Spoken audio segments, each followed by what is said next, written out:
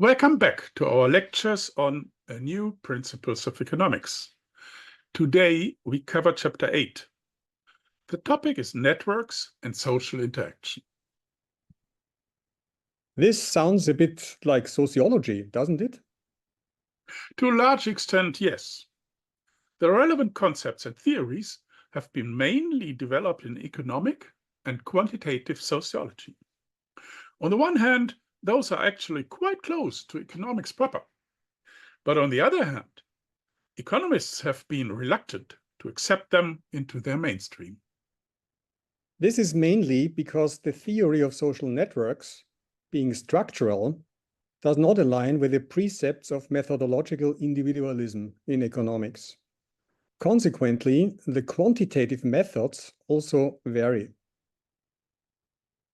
In our approach, these reservations are not relevant because we have a different understanding of economic agency. As we discussed in the previous chapter, we view agential power as being distributed within social relationships, which aligns with the influential concept of embeddedness in sociology. Additionally, we not only adopt the sociological approach, but also expand it by introducing analytical categories that are more closely aligned with market realities. This includes a clear distinction between different dimensions of networks and an incorporation of the externality concept. Here's our agenda for today. We outline our approach in the first section of the lecture, which is a primer of network analysis in the market context. We continue with considering the interplay between network structure and dynamics, first focusing on how agential power is determined by network structures. An important analytical category in economics is the notion of social capital, which we will discuss in detail. Social capital is influenced by network boundaries. The distinction between in-group and out-group is often overlooked in economics, where the market is typically depicted as a great equalizer in terms of anonymity. Additionally, we will explore specific network dynamics that can significantly deviate from the equilibrium dynamics typically considered in standard economics. These deviations stem from frequency-dependent mechanisms, such as power laws. These phenomena connect to another related disciplines in economics that has its root in physics, known as econophysics. Let us start with a fundamental idea of this chapter. Markets are networks. This applies to both their physical infrastructure and their social composition. For instance, international trade relies on a material infrastructure, such as ports, shipping routes, and roads, which together form a network of physical locations and connections.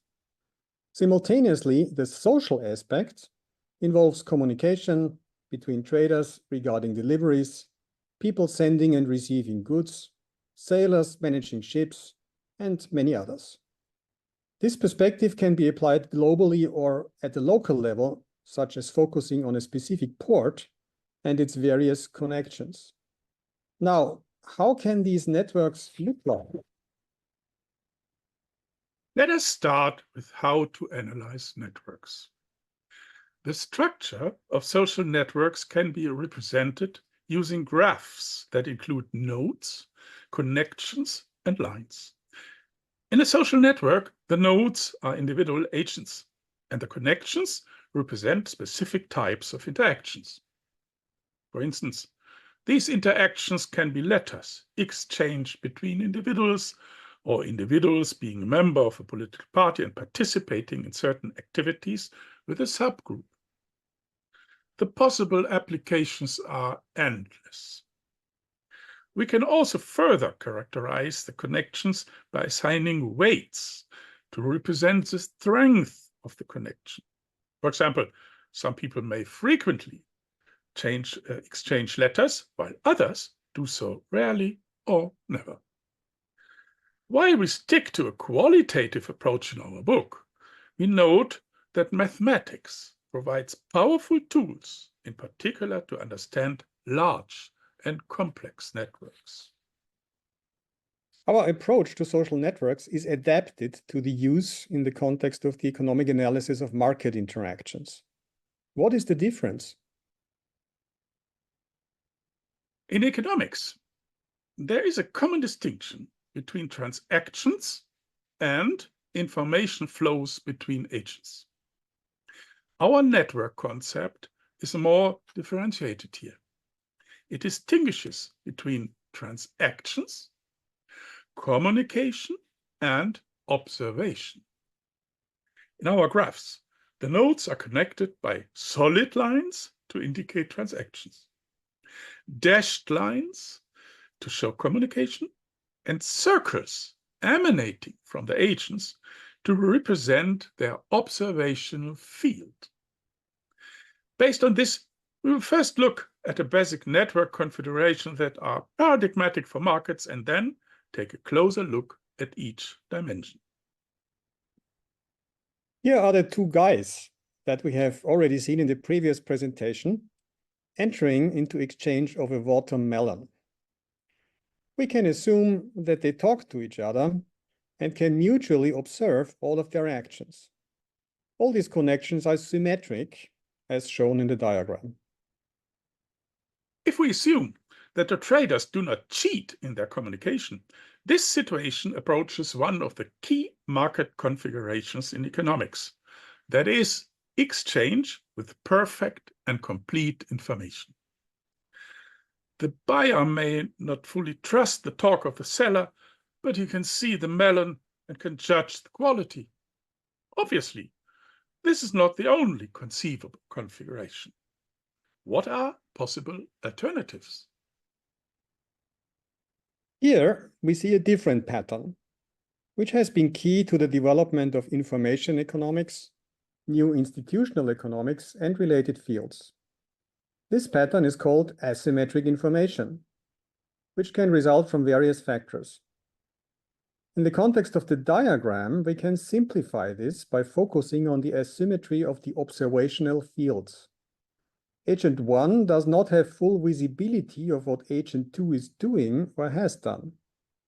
For instance, when buying a used car, the buyer and seller may interact and transact on equal terms, but the buyer still may not be aware of whether the seller has manipulated certain features of the car that are not directly observable. Our next paradigmatic constellation corresponds to the concept of externality that we discussed in chapter 5. There are many variations, but we will focus on a specific case where one person causes an externality without realizing that it is affecting someone else, and there's no compensation involved. This results in a one-sided transaction where the people involved do not communicate with each other. For example, someone may play loud music in the room without knowing that a sick person in the neighboring apartment is being disturbed by it. The sick person is too weak to knock on the door and ask for relief. In chapter 1, we discussed the markets in Imperial China and learned that market constellations can be changed if an intermediary enters the scene. In some cases, the parties involved in a transaction may not directly communicate with each other, but only through a trusted intermediary who knows them both, such that they follow his advice. The information flow between the two agents in the intermediary is symmetric, which helps to solve the problem of information asymmetries between the transacting parties. This kind of arrangement can be found in various forms. For instance, we might follow a doctor's advice when purchasing medicine from a pharmaceutical company without directly interacting with the company or knowing all details about it.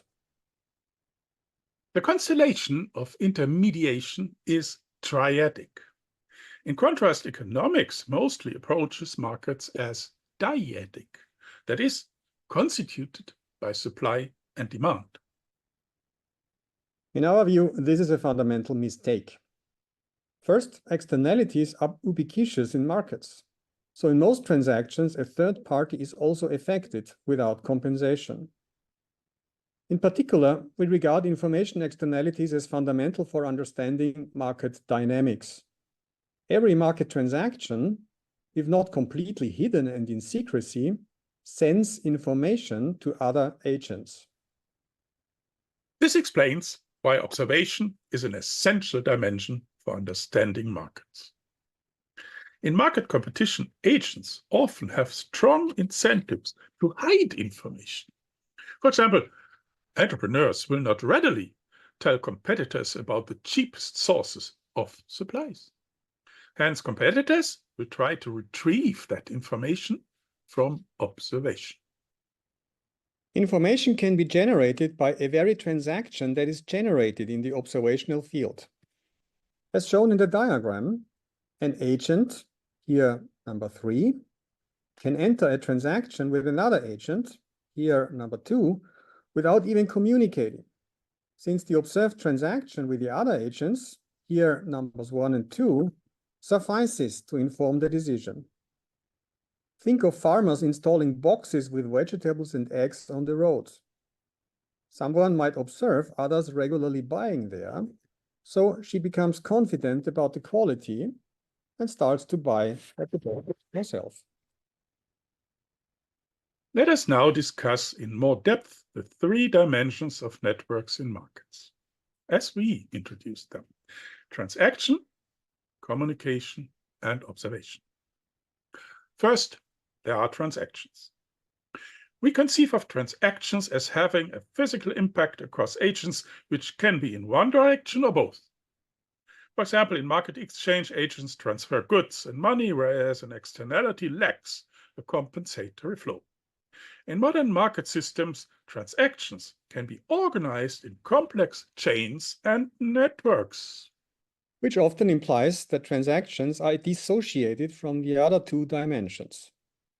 For example, coffee is traded at global exchanges, and the coffee growers do not appear there as agents. They only meet intermediaries who buy the coffee on the ground. And the consumers never meet a coffee grower. This is made possible by an institutional framework which distinguishes goods and rights to goods. People can trade claims on coffee even without trading the coffee at this stage. We will return to this point in later chapters. An important consideration on transactions is whether they are reciprocal. By definition, an externality is non-reciprocal. In market exchange, reciprocity is based on the principle of freedom. People will only agree to a transaction if they perceive it as reciprocal. However, this is a complex criterion, as reciprocity can have different temporal and spatial scopes. For example, a seller may offer a special price to a buyer, expecting the buyer to return the favor by coming back next time. Anthropologists have discussed these matters in great detail when distinguishing between market exchange and gifts. Gifts can be unilateral, or someone may expect something back later. However, the distinction between gift and market exchange is that in gift exchange, pecuniary value would not be considered in assessing reciprocity. This leads us to the second dimension of networks, namely communication. Economists consider communication as the medium for transferring information between different parties. It is important to note that communication doesn't only happen face-to-face, such as in a marketplace or when negotiating with a car dealer. Think of signs attached to taverns in ancient Rome as a one-sided communication to passing travelers. In that regard, modern technology has significantly expanded the range of communication methods available. In particular, the internet is a vast and intricate system of communication that can reach audiences. Of course, forms of communication can also be combined. For example, I can order a book online without talking to the publisher or bookseller, but there's also the option that I contact the seller in person if I have a complaint after receiving it. Another important aspect is signaling, which is also well known in economic theory. Signaling includes communication that is involuntary or subconscious. For example, when I discuss a potential purchase with a car dealer, I may rely on body language to judge the trustworthiness of the person. Many forms of advertisement constitute signaling rather than a transfer of objective information. The fancy advertisements of luxury goods producers in newspapers are signals without any specific content that informs the reader. In fact, much market communication is of this type of signaling, which explains why the third network dimension, namely observation, is crucial for understanding market dynamics. Observation is a medium of information transfer that does not depend on the source agent for accessing it. In other words, the observer creates information by interpreting what she observes. Of course, we do not only think of visual information, but include all sensory media. Does that mean that all kinds of market action eventually become sources of information? Yes, we have already seen this in one of our market configurations. The rational stance becomes important here, as we just discussed in the last chapter. We assume that the other agents act rationally, and this allows us to interpret their actions and thereby retrieve information. For example, pricing is an action, and we consider this signal as a means to gain information. We interpret the price. For example, if the good is cheap, what does that mean? Low quality? A special offer to attract future customers? A fire sale? Enhance a great deal? As with communication, observation is deeply shaped by technology.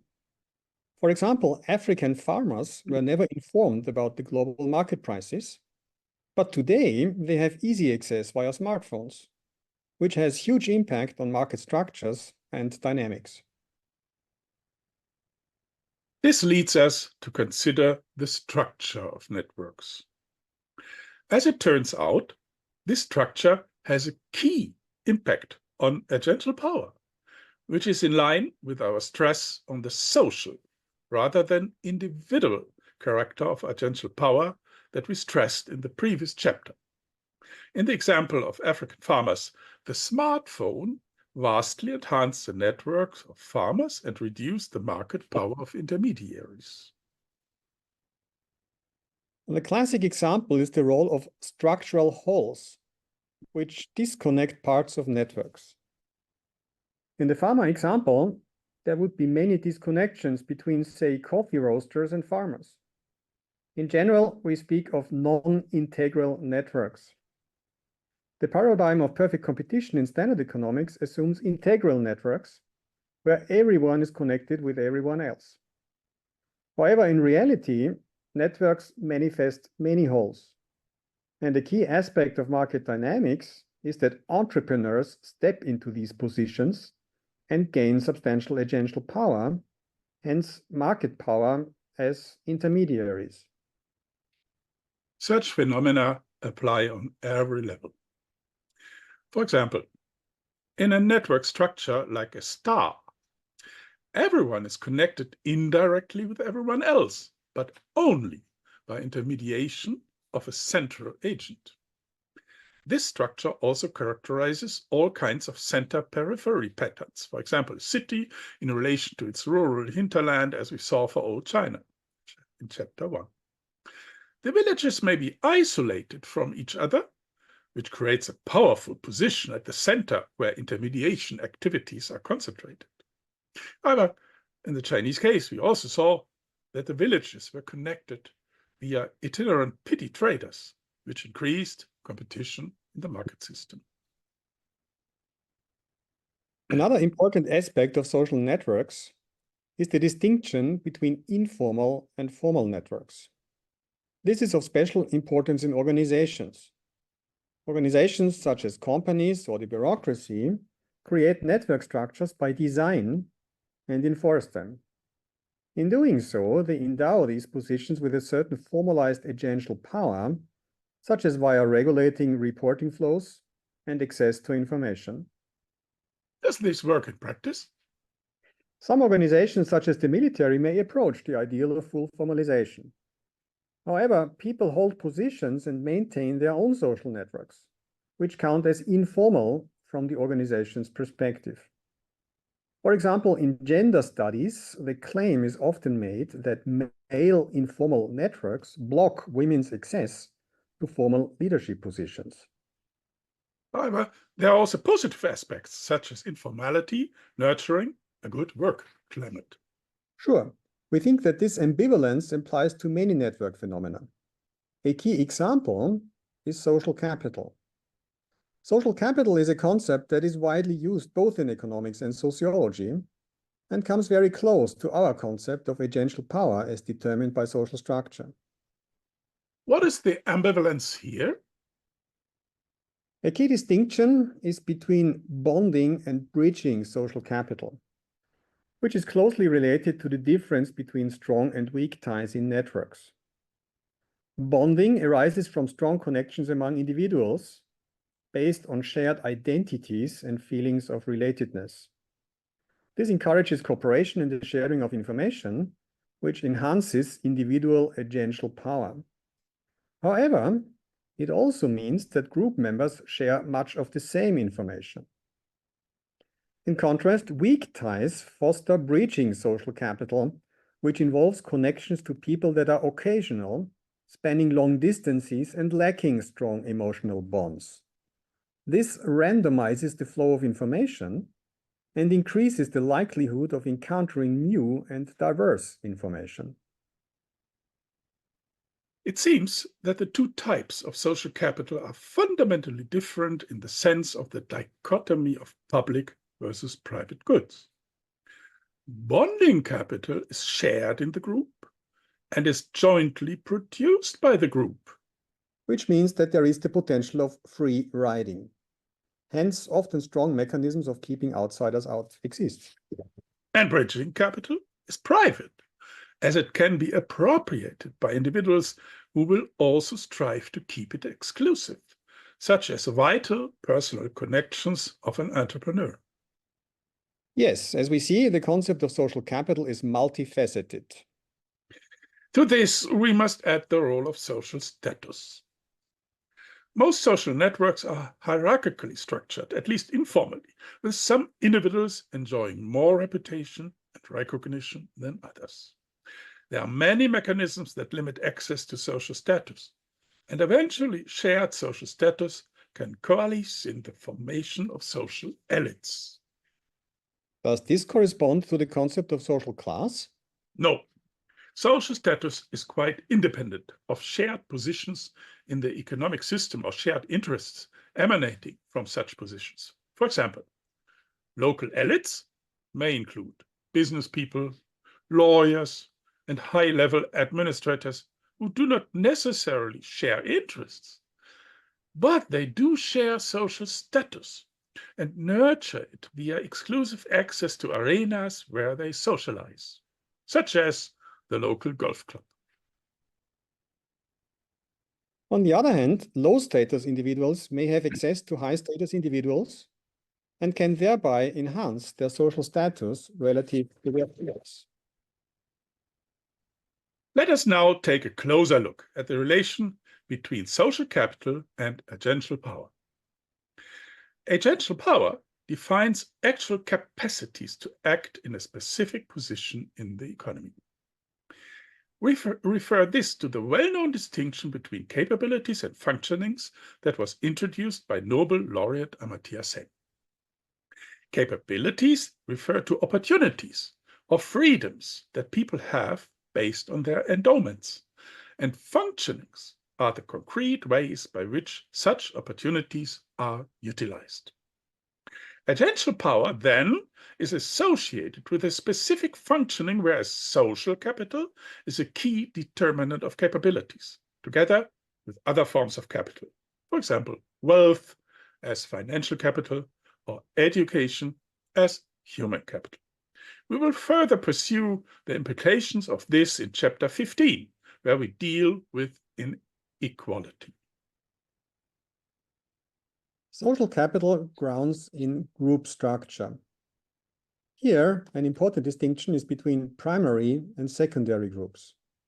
Primary groups are families, friendship circles, or closely knit neighborhoods where individuals maintain regular and intensive social interaction. The human social brain evolved in this context. Secondary groups may activate similar psychological mechanisms, such as feelings of belonging, but are mediated by cultural symbols that mark group boundaries. Indeed, the drawing of boundaries is an essential element of group formation and evolution. Those boundaries are necessarily maintained by an unequal treatment of in-group and out-group individuals, or discrimination. In that sense, enhanced in-group cooperation and discrimination vis-à-vis outsiders are two sides of the same coin. There are many examples of how the duality between primary and secondary groups finds expression in economic life. For example, international trade shows that ethnic communities often dominate certain segments because they mobilize group-specific mechanisms of trust. These may include both types of groups, such as families as primary groups and their connections to diasporas as secondary groups. Indeed, this can often make the global economy look like a small world. The small world phenomenon is universal in social networks and refers to a network pattern that consists of local clusters of tightly connected agents with information nevertheless flowing quickly between the communities, such that we can say that they live in a small world. The condition is that there are few connections between them, namely the intermediates, whom we frequently met in this lecture. Beyond a certain threshold of interconnectedness, information flows with high speed and efficacy. Below that threshold, integration quickly collapses. The small world phenomenon is one important example of frequency-dependent mechanisms in social networks. Frequency dependency means that a certain event, such as the choice of a product, depends on the frequency of how often that choice is made in the population. Social media and the internet are deeply shaped by such mechanisms. The more likes a video has attracted, the more other people may click on the like button. The acceleration of hypes is driven by frequency dependency. A condition of this, of course, is that people learn about population frequencies, which in turn depends on the mechanisms of observation. On the internet, we often see global frequency dependency at work. However, this also occurs in traditional media. For example, charts in the music industry inform people about the most popular songs, and even more people are attracted to listen to them. We are already familiar with one of the most important modeling tools, the logistic curve. Market dynamics can often be described by means of that mathematical tool. Interestingly, the mathematics of the logistic curve implies that depending on the parameters, a wide range of empirical dynamics is possible, chaotic fluctuations. This is also true for the other basic type of frequency dependency, namely local, where people do not respond to aggregate patterns, but only to events in their neighborhood. The classic example by Nobel laureate Thomas Schelling is a racial segregation of neighborhoods where people may have no preference for segregation on the aggregate level, but would not like to see too many other races in their immediate vicinity. Their decisions interact in a frequency-dependent manner and eventually the settlement is completely bifurcated. This is an example of the many ways how frequency dependency upends market equilibrium and reinforces disequilibrating tendencies. Imitation often creates positive feedback that spreads information externalities across the market. People might eschew their own judgment since they believe the crowd knows better. Investment manias like the gold rush may lead people astray. We will come back to the related notion of market bubbles in chapter 13 when we discuss economic operations. Another famous example with many applications is Nobel laureate George Akerlof's lemons market. He referred to the second-hand car market. If buyers only know the average quality of cars on sale and do not have the expertise to judge the individual quality, they may not be willing to pay more for better quality. Hence, sellers of those cars cannot fetch the price that they expected and may withdraw. This triggers the frequency-dependent effect.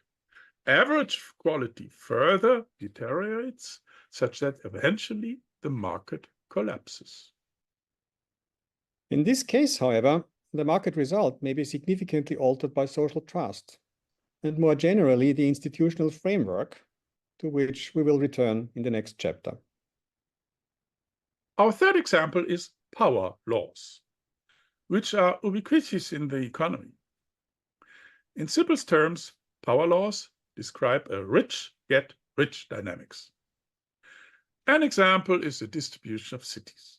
The distribution may be explained by geographic factors, such as the role of a river for shipping. However, there are also other forces at play that result from the fact that if people start to flock together at a certain place, more people will be attracted for many reasons. For example, simple imitation, but also the fact that opportunities grow the more diverse folks you meet at a place. This results in a lopsided distribution of cities all over the world. There are very few large cities, but many small ones. Power laws may further leverage information externalities as well. A blockbuster movie may not really be the best one in terms of independent aesthetic criteria, but it may reflect the network dynamics of more viewers attracting more viewers.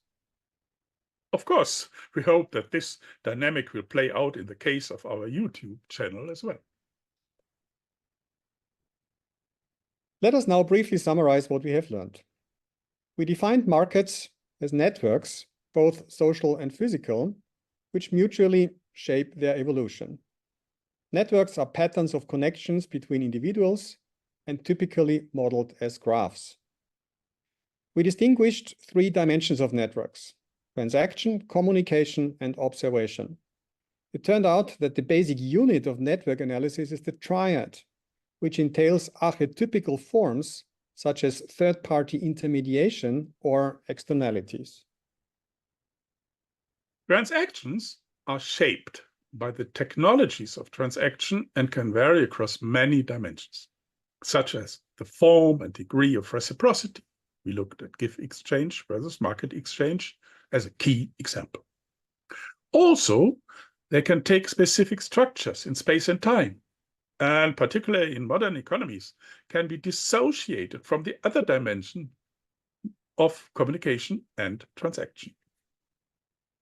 Communication is regularly multi rather than bilateral and shaped by communication technology.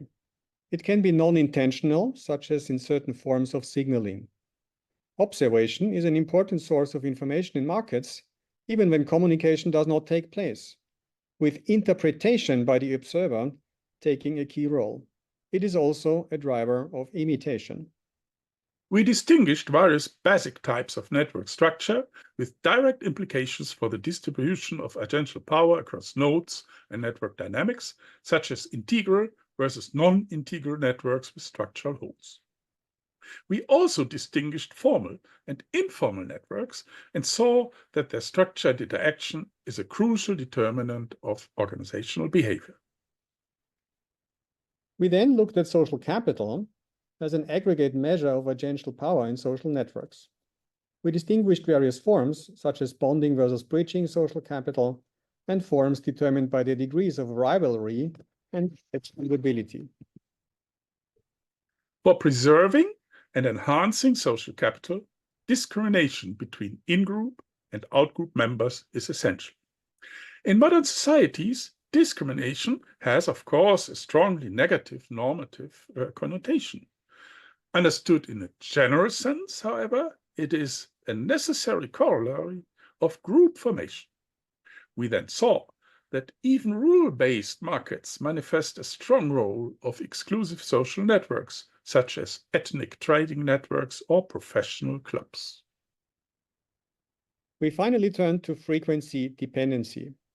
There are two basic forms of frequency dependency in networks, global and local, which can be analyzed by different types of models. Such models are applied in understanding imitation and information flows in markets, the formation of trust, and concentration of market shares. This concludes our presentation of social networks. Our next chapter will set out to explore the topic of institutions. Thank you for your attention. Thank you very much.